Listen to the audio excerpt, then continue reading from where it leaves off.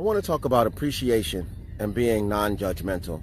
And the reason I want to talk about these two principles because I believe that focusing on these principles was key to helping us be able to, one, overcome obstacles, and two, not being stuck in the limitations and interpretation of events before we actually have enough information to understand what's happening.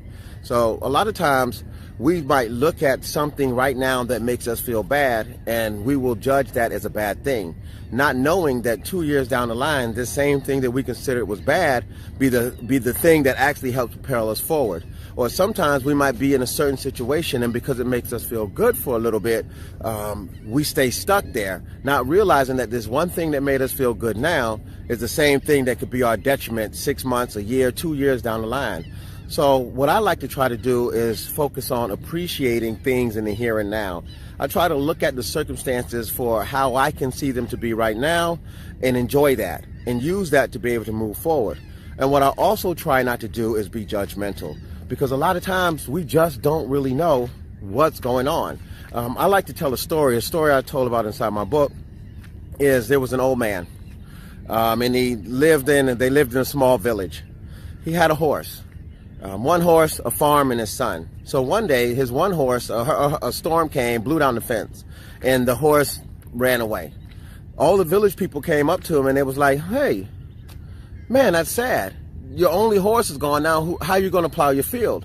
And the old man was like, and he just kept moving. So about 3 days later, the horse that ran away came back, and they had another horse with him, another mare. So now all the village people came up to him and they was like, "Wow, man, what great luck you have. Now you have 2 horses and that's going to help you be able to plow the field and you can have potential baby horses." And the old man was still like, not really judging the situation.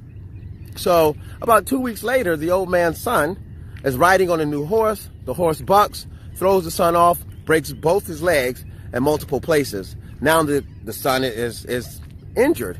So the village people come up to the old man. They're like, "Hey, man, that's so sad, so unfortunate, man. Now your son can't help you plow the field. What are you going to do?" And the old man, once again, he was like, not judging the situation based on the current understanding of the circumstances.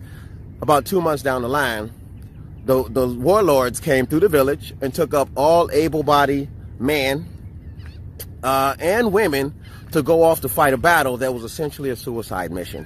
But they could not take the old man's son because his legs was broke, which was healed, but he wasn't able-bodied. So the whole point of the story that I told inside my book is what I try not to do, and I try to get other people not to do, is don't focus on your current circumstances as it's going to be your permanent future.